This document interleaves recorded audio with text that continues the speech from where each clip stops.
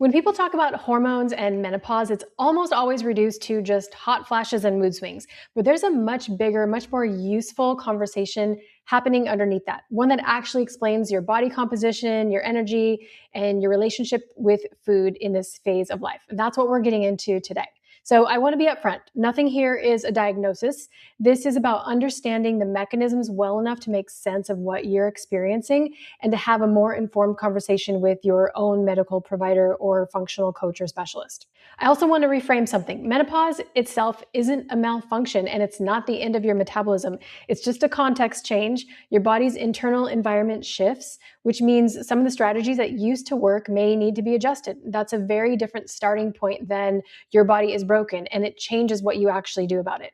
Estrogen gets talked about almost entirely in terms of hot flashes and mood, but it plays a role in several systems that matter a lot for body composition and energy. One area is insulin sensitivity, how efficiently your body manages blood sugar.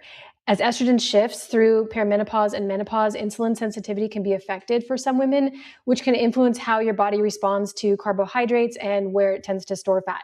This is one possible contributor among several. Not a guarantee, not the same for every woman, and not something just content on the internet can diagnose from a list of symptoms. Estrogen also interacts with muscle tissue. It plays a role in muscle protein synthesis, which essentially is your body's ability to build and maintain muscle. So as estrogen declines, some women find it takes more deliberate effort, specifically strength training and adequate protein, to maintain the muscle they used to hold on to more easily. This is a big part of why strength training becomes less optional and more central during this phase. And then there's a shift in fat distribution that many women notice. Fat that used to distribute more towards hips and thighs can now shift toward the midsection, that belly section for some women during this transition.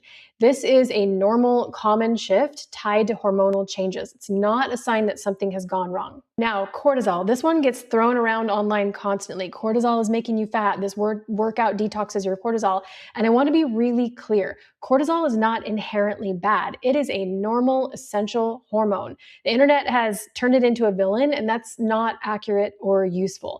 What's actually worth paying attention to is stress load, the cumulative demand on your system from work, caregiving, poor sleep, and yes, sometimes from a training and eating plan that's more aggressive than your body can currently recover from.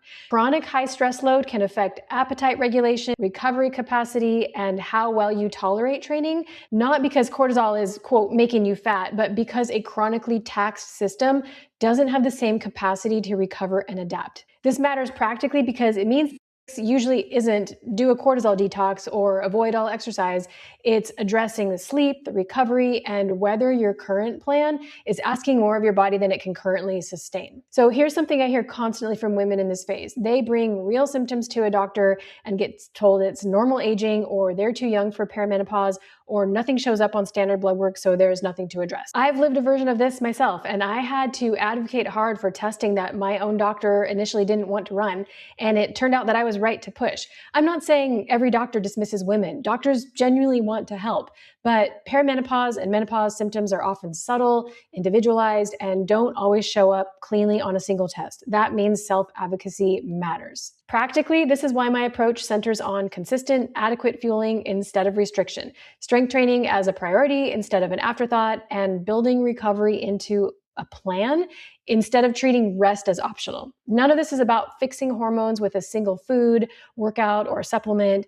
It's about supporting your body through a genuine biological transition with strategies suited to what's actually happening. So hormonal shifts in this phase can affect insulin sensitivity, muscle maintenance, and fat distribution, and chronic stress load can compound all of that. None of this means something is broken. It just means the approach needs to match the current context, not the one you were working with in your 20s or 30s.